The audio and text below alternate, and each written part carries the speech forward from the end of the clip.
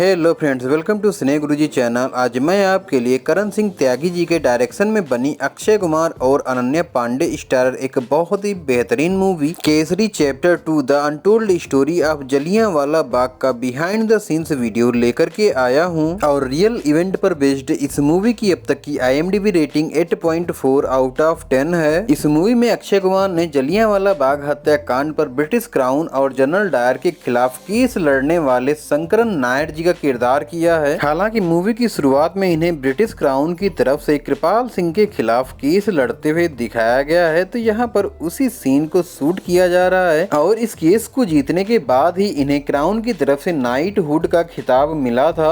यह BTS scene उस समय का है जब वायसराय कमीशन के पहले दिन अक्षय कुमार सचिवालय भवन में आते हैं और बाद में जलियांवाला बाग हत्याकांड के लिए डायर को गिल्टी वर्डिक्ट देते हैं। वैसे मूवी में सचिवालय भवन में इनकी एंट्री वाले जो सीन्स देखने को मिलते हैं उनको IIT रुड़की में शूट किया गया था। इसके बाद मूवी में अनन्या पांडे की एंट्री होती है। इन्होंने इस मूवी में दिलजीत गिल का किरदार किया है और यहाँ पर उसी सीन को शूट किया जा रहा है जब ये शंकरन नायर का किरदार कर रहे अक्षय कुमार जी से एक रेलवे स्टेशन पर मिलती हैं। वैसे मूवी में दिखाए गए रेलवे स्टेशन वाले इन सीन्स को रियल में रेवाड़ी रेलवे हेरिटेज म्यूजियम में शूट किया गया था। इसके बाद मूवी में डिस्ट्रिक्ट कोर्ट हाउस का सीन देखने को मिलता है जहाँ पर दिलजीत गिल अपने को काउंसिल शंकरन नायर का वकालतनामा फाइल करती हैं। तब मूवी फ्लैशबैक में जाती है और यह BTS क्लिप्स उसी समय की हैं जब दिलजीत गिल और शंकरन नायर दोनों ही लोगों को जलियांवाला बाग हत्याकांड के लिए जनरल डायर के खिलाफ सबूत इकट्ठे करते हुए दिखाया गया है। खैर, अपने द्वारा इकट्ठे किए गए सबूतों और दलीलों के बल पर ये जलियांवाला बाग हत्याकांड को ट्रायल तक ले जाने में सफल हो जाते हैं, जिसके बाद कोर्ट रूम से निकलते समय पत्रकार इनका फोटो खींचते हैं और इनसे कुछ सवाल पूछते हैं, तो यहाँ पर उसी सीन को शूट किया जा रहा है। Why are you surprised? Doesn't your England have queens? Case के ट्रायल में पहुंचने के बाद इस मूवी में नेविल मैकेनली की एंट्री होती है और यहाँ पर उसी सीन को शूट किया जा रहा है जब गवर्नर और डायर के legal adviser Tirath Singh Neville McKinley से मिलने के लिए आते हैं। इसके बाद ही नेविल मैकेनली जलियांवाला बाग हत्याकांड केस को जनरल डायर की तरफ से लड़ने के लिए कोर्ट में जाते हैं और यहाँ पर उस सीन का रिहर्सल किया जा रहा है जब ये अपनी दलीलों से प्रेस को कोर्ट के बाहर कर देते हैं। वैसे इस मूवी में नेविल मैकेनली का किरदार R माधवन जी ने किया है और इन्हें इस मूवी में बहुत ही जबरदस्त तरीके से प्रेजेंट किया गया है।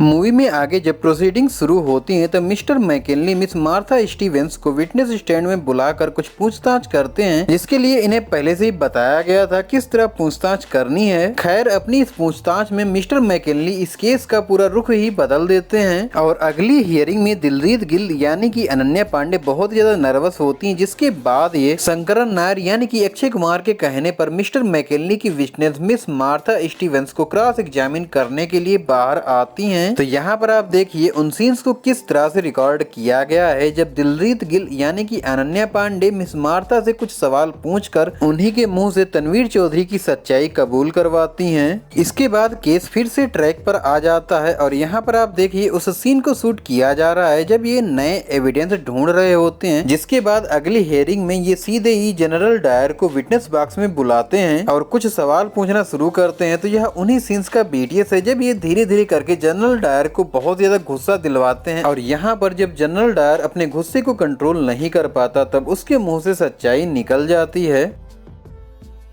खैर, मूवी में आगे मिस्टर मैकिनली की सलाह पर नायर और दिलजीत दोनों ही लोगों को अरेस्ट कर लिया जाता है, जिस वजह से ये फाइनल हियरिंग में नहीं पहुंच पाते हैं और डायर बाइज्जत बरी हो जाता है। तो यह जनरल डायर के कोर्ट रूम से बाहर निकलने वाले सीन्स का ही BTS है। इसके बाद में किथे गया तो साइया नाम के एक सैड सॉन्ग के साथ दिलजीत और नायर दोनों को ही उदास दिखाया गया है। खैर, मूवी में आगे थोड़ी छानबीन के साथ ही जूरी को दी गई रिश्वत की डिटेल इनको मिल जाती है और ये कोर्ट में एक बार फिर से अपील करते हैं, लेकिन इनकी अपील को खारिज कर दिया जाता है। तब ये जज को भला बुरा कहते हैं, जिस वजह से इनकी डिसबार की हियरिंग शुरू होती है। यहाँ पर उन्हीं सीन्स को शूट किया जा रहा है जब अपनी डिसबारमेंट की हियरिंग के टाइम पर शंकरन नायर का किरदार कर रहे अक्षय कुमार रूल 7C की मदद से सारी प्रेस के सामने जलियांवाला बाग हत्याकांड का दोषी जनरल डायर को साबित कर देते हैं।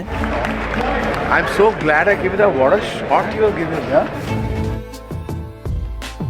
वैसे जलियांवाला बाग हत्याकांड वाले सीन्स इस फिल्म की शुरुआत में ही देखने को मिलते हैं, तो यहाँ पर आप देखिए उस पूरे इस सीक्वेंस को किस तरह से रिकॉर्ड किया गया था। हालांकि इस सीक्वेंस को मुंबई में ही एक बड़ा सा सेट बना करके शूट किया गया है, जहाँ पर शूटिंग से पहले ही छोटे छोटे विस्फोटक प्लान किए गए थे और शूटिंग के टाइम पर इन्हें ही ब्लास्ट किया जाता था, जिससे ऐसा लगता है रियल में गोली आकर के वहां पर लगी हो। बाकी सीजीआई एंड वीएफएक्स की मदद से इस पूरे सीक्वेंस को इनहेंस करके मूवी में दिखाया गया है। वैसे दोस्तों, अगर आप जलियांवाला बाग जाते हैं तो वहां पर जनरल डायर के द्वारा चलवाई गई गोलियों के निशान दीवारों पर आप देख सकते हैं।